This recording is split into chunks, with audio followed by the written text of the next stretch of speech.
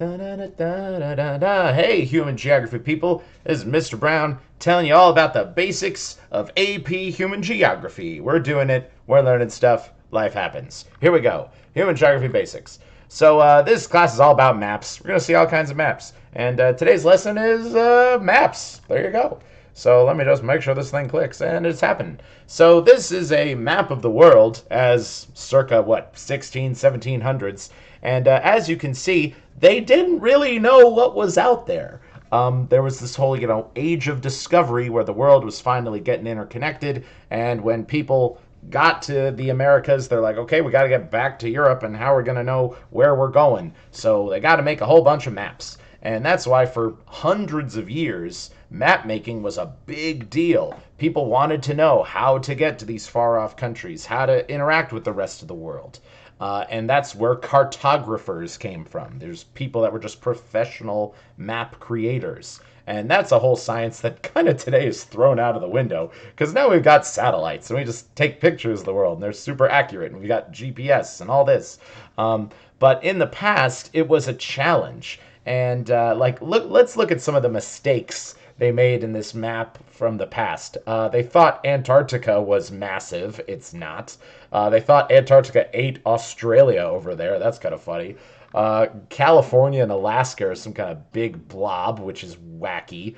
Japan is like a circle over here. So they obviously didn't know everything, and it was a evolution of sort of figuring out where places were in the world and determining how the world interacts. But the age of confusion is done for. Now we know the whole planet. It's great. And if you actually ever find yourself going into a time machine, I would highly recommend bringing a map of the world with you. And you could sell that map and become super duper wealthy because you will have achieved peak cartography and will have known where things are on planet Earth.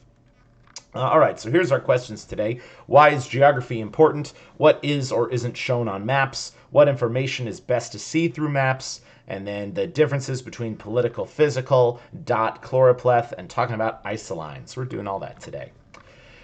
Okay, let's first really understand the term geography. So two concepts, geography. Geo means earth, graphy means study. So we're studying the earth, okay? And if a lot of people probably take this class thinking, oh, it's a geography class. We're going to learn about isthmuses and lakes and plateaus and all these sort of terms about the physical landscape.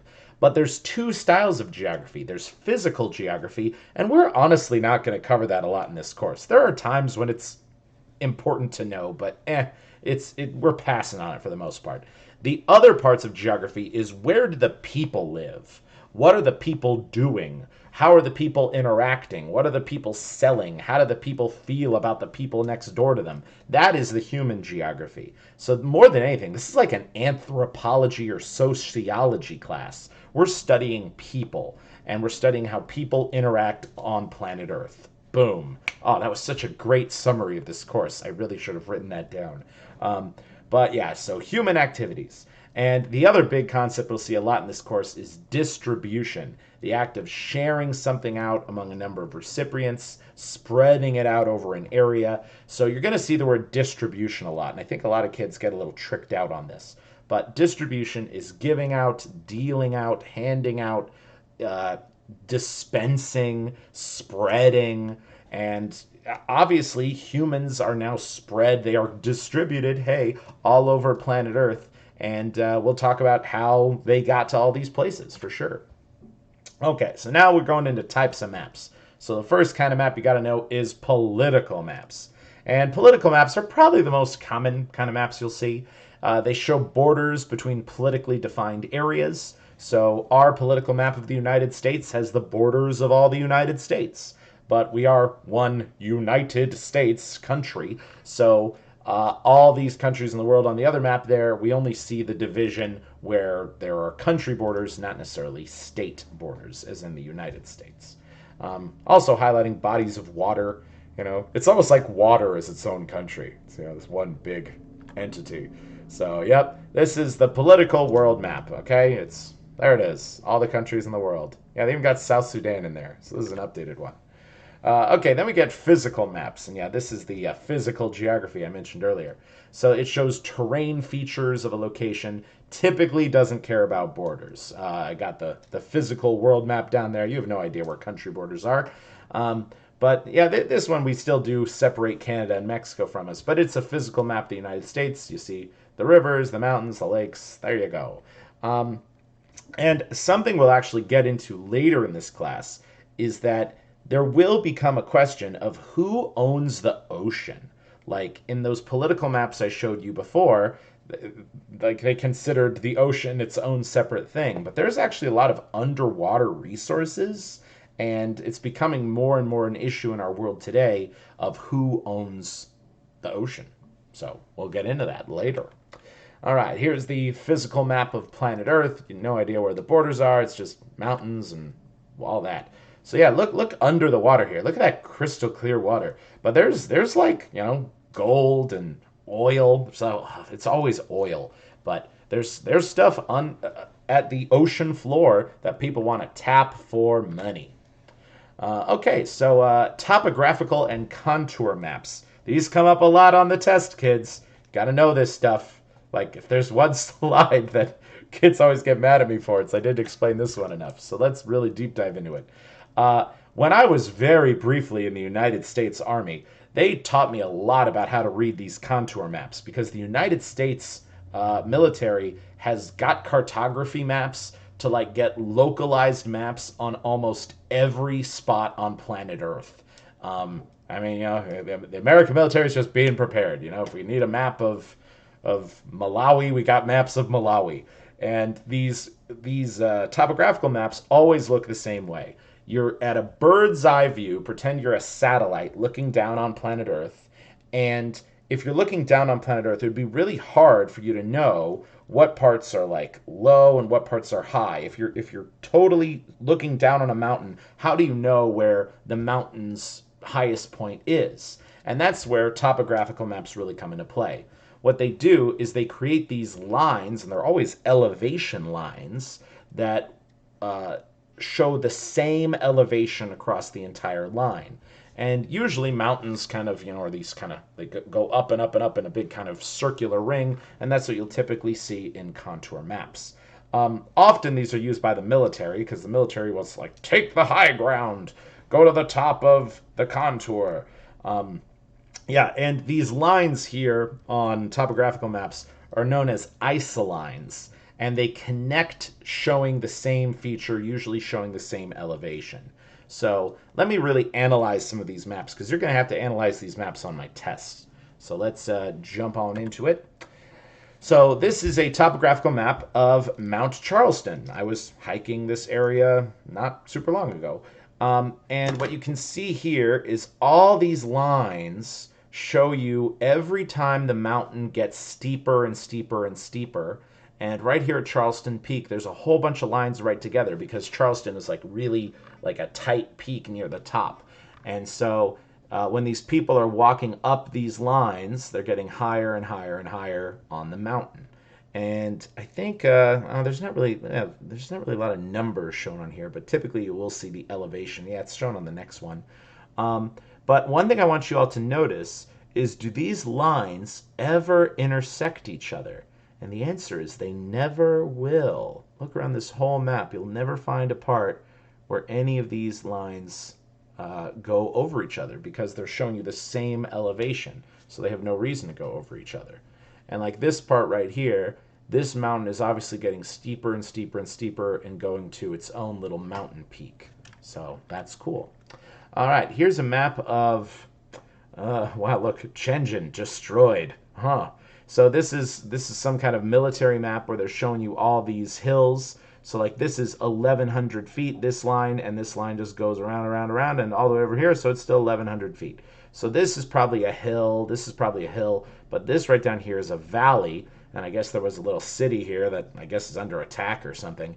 But if you're a soldier looking at this map, you want to go to where these rings get really tight together because you know that's a hill, and if you're on top of a hill, you have some advantages when you're fighting in a war. So there you go. Use contour maps. They're cool. I use them when I hike sometimes. Like for example, right here, all these lines coming together show you there's a big change in elevation right here, and if you got the top of that hill, you're good to go. All right, now the next kind of map, dot distribution or density maps. So these maps will always say at the top, like, well, for example, that one's tobacco agriculture. So that's where in the United States do we grow tobacco, probably used for cigarettes. And you put a dot everywhere where there's one of those tobacco farms, and this is just a way to visualize where things are, where people are, where a concept is, and yeah, it shows a feature or a phenomenon. So they're scattering out where these concepts are, give you a visual idea. So let's check out some of these dot distribution or density maps. One dot represents 100,000 people. So where are the people at? Well, they're in Europe, India, China, Southeast Asia, the coasts of Africa, the coasts of South America. A whole lot of people in, what is that, like El Salvador and Guatemala and stuff. A whole lot of people in New York, a whole lot of people in California. Good amount of people in Australia. So yeah, dot represents people. And then U.S. public libraries. So where are all the libraries at in this country? Well, there's a whole bunch in like Massachusetts. Oh my goodness. And if this is a live class, I'd ask, why are there so many libraries in Massachusetts? Well, because that's where all the big colleges are. Harvard, MIT. There's a bunch more. I can't even remember them all. But yeah, so libraries are spread out. Where there's not a lot of libraries, Nevada. We don't have libraries here, I guess. All right, so now Chloroplath Maps. So these maps are pretty similar to dot distribution maps, except for they're not as precise. So they show you kind of a thematic change in an area being mapped. And it's usually kind of a proportion statistical variable that's put to an entire area. But yeah, like a dot map will show you more or less exactly where something is that you want to map. But a chloroplath map will try to shade in the themes of that data. So let's see what chloroplaths look like right here. So this is deaths among children under 5 due to HIV/AIDS on the left here. So what parts of Africa have the most HIV/AIDS? Well, looking at the colors here, the darker the shade, the more the AIDS. So South Africa, Angola, is this Tanzania? Oh, see, I need to know my African geography better. But yep, so that's where a whole lot of HIV is, and then undernourished populations. So this is, once again, the darker it is, the more the variable has changed. So the more undernourished kids are in, what is this, Liberia, Congo, and Eritrea. And then, shoot, I don't know what this is. This is probably obesity rates. Number of, I can't even read it. I'm going to assume it's obesity rates. So where are the fat people at? Louisiana, Arkansas, Alabama, Mississippi, Montana, Wyoming, West Virginia, South Carolina, Oklahoma. And then, shoot, I don't know what this one is either. Oh, these silly things. But yeah, this is another chloroplath map, probably showing you like rainfall in Australia, I would imagine. And it's just where there's a lot of rain, where there's no rain. So not a lot of rain in the middle. It's a big old desert. Okay, cartogram maps. These ones are just silly. Cartogram maps are maps that are not geographically accurate, okay? They take the concept of geography and throw it out the window. But they really do love showing you roughly what the area looks like, but they edit that area to show you some kind of variables, show you some kind of change in whatever it is you're trying to map. So let's analyze some of these cartogram maps. But these ones are usually super easy to identify because they're never geographically accurate. They're always super wacky in some way. So this is a world population map in cartogram form. So if every human being on planet Earth were to contribute to the size of their country, this is what the world would look like. So China, especially India, India is really bulging up there. Europe is, well, except for like the top part of Europe, they're gone. Australia, there's really no one in Australia. That map I showed earlier was a lie. The United States is pretty okay. Canada has slimmed down quite a bit. So this really gives you the idea. Russia, not a lot of human beings. Canada, not a lot of human beings. But India, China, they've got people for days. Yeah, and here's that same kind of map adapted to the United States. So where are people in? Oh, actually, this is just billionaires in the United States, huh? So where are all the rich people at? They're in California, Texas, New York, Florida. There's a good amount here in Illinois, Wisconsin, Michigan, but are there any poor people in Idaho? Or are there any millionaires in Idaho? Are there any millionaires in Maine? Anyone in Hawaii or Alaska? I don't know. Not a lot of billionaires out there. And then what is this one? This is population increase or decrease. Okay, cool. So the darker your state is, the more people moved there between 1990 to 2000. So, hey, Nevada, we're gaining ground. Colorado, Arizona also gaining people. But where's their decreases? So, Washington, D.C., Delaware. Well, maybe not Delaware. But yeah, so this is just changes in the U.S. population. And Nevada, Arizona, Colorado growing a lot. So, yeah, Nevada. Like it. Great. And then percentage of adults with AIDS. So, where's HIV/AIDS? It's basically in sub-Saharan Africa. Sorry, Africa. It's rough. All right. And then what do we got here? A map of organic agriculture. So, where do people like to eat organic? The answer is Australia. Australians freaking love organic food. And Europe loves it a lot too. But where is there not a lot of organic food? Not a whole lot in Africa. As you see, Africa is just like kind of swollen up there. Surprising amount of organic agriculture in what was this, Argentina down here in South America, and also in Dominican Republic. Wow, you're really making it happen. Russia couldn't care less. No organic agriculture there. Okay, so a lot of these maps are suffering from simplification, especially this kind of cartogram maps. The maps are not wholly accurate, and it's okay. Like, you don't always need every map to be geographically accurate. If I ever see someone draw a map, I'm not going to get a red pen and start just like Xing out things and saying like, you're wrong, because mental maps have a purpose too. Like, I'll tell you, when I'm walking around Southern Highlands, like, my mental map is like the Southern Highlands Marketplace area and then the Shady Path, and that's about it. I couldn't draw a whole map of Southern Highlands off the top of my head. I just have the map in my mind of the places I know to go to and I know that I want to see. So let's look at some examples of simplification and mental maps with these pictures right here. So this is a simplified map of San Francisco. For the most part, the map is geographically accurate. I mean, I've been to San Francisco. I recall seeing Market Street. I recall seeing the Golden Gate Bridge. But the problem is, some of these buildings, they've enlarged them to make them seem way bigger than they are. Like, I've been to Golden Gate Park right here. There is this cool building with a fountain and water and stuff, but it doesn't take up this whole area. Also, Alcatraz, way further out in the bay. The Golden Gate Bridge, way bigger if this would have been a real sized map. A lot of these buildings would be different sized.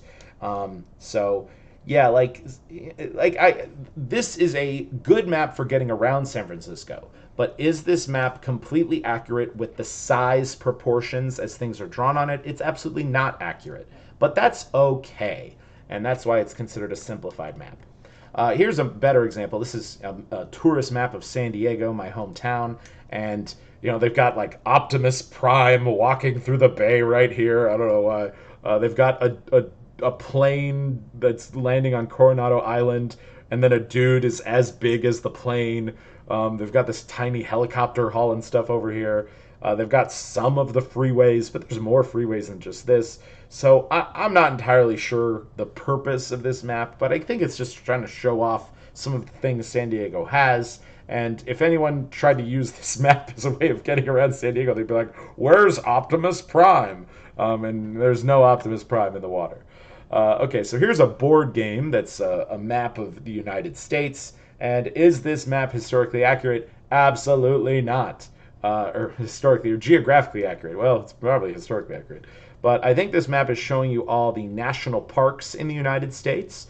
And yeah, they really want to emphasize where these national parks are. And there's not a whole lot of national parks in the southern United States. So they kind of crunched up quite a few of those states to give more emphasis to the western half and Hawaii and Alaska. So that's cool.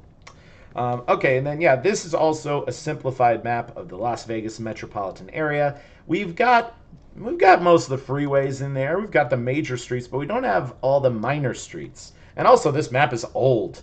Like, it's just Southern Highlands is just Rainbow and what street is this? Blue Diamond. Yeah, actually, you are right here at the Desert Oasis High School, and there's no Southern Highlands yet. So yeah, this map is old, first of all, and it's simplified, second of all.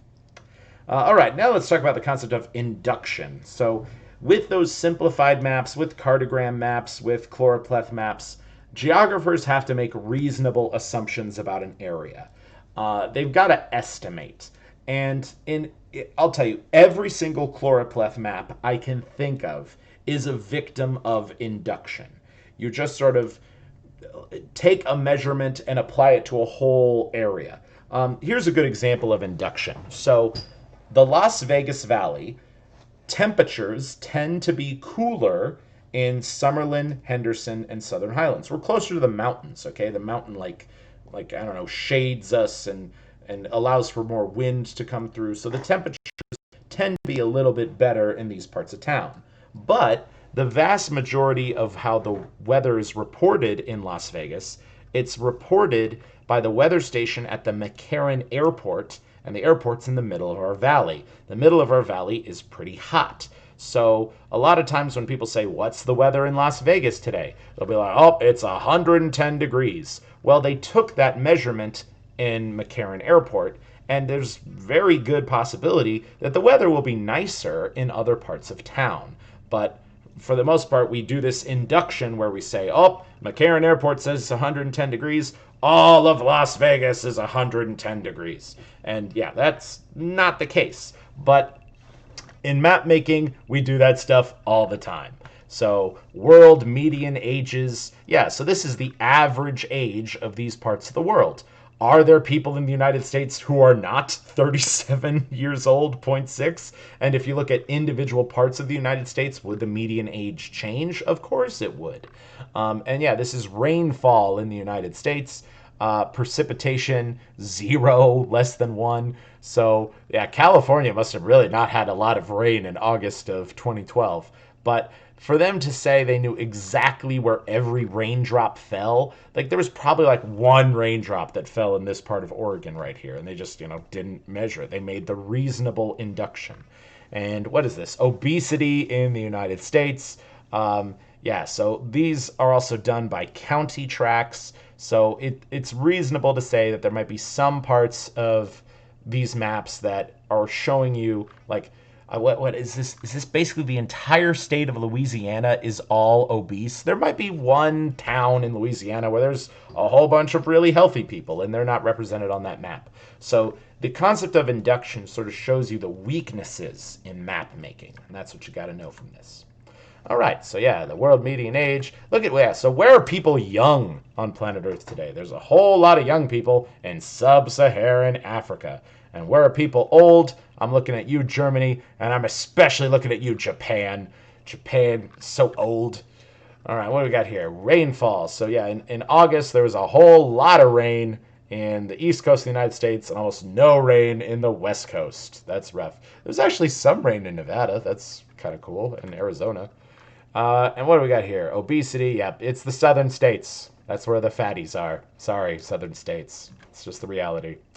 Okay, and yeah, knowing what symbols mean on maps is really important. So typically maps will have legends on them, and the legend is the section of the map that explains the symbology. So these are a lot of really common symbols you'll see, taxi, telephone, restrooms. I'm so glad this is a global symbol. When I traveled the world, if I had to, I just saw these symbols and I'm like, thank goodness, that's where I can use the bathroom. And I want to emphasize this one right here. When I was in Asia, I saw this symbol and I was like, oh no, the Nazis. But no, this symbol actually means Buddhist temple. Hitler kind of stole that symbol, so what a jerk. But yeah, so the legend, it's important to know what the pictures mean, where you'll find stuff. So yeah, legends. Hey, make it happen. Boom. All right, so I've got this assignment already posted. Draw a map of the elementary school you went to from a top-down view. Give your map a legend and symbology. So see how much you remember from your elementary school. And it's okay if it's simplified. You don't have to be exact. Just see what your brain remembers from your times as a young one. So yeah, elementary school. Oh, so much fun. Don't you remember elementary school? I do. But yeah, something maybe looks sort of like this. That's what I'd like to see. All right, and this is for next time. All right, peace out.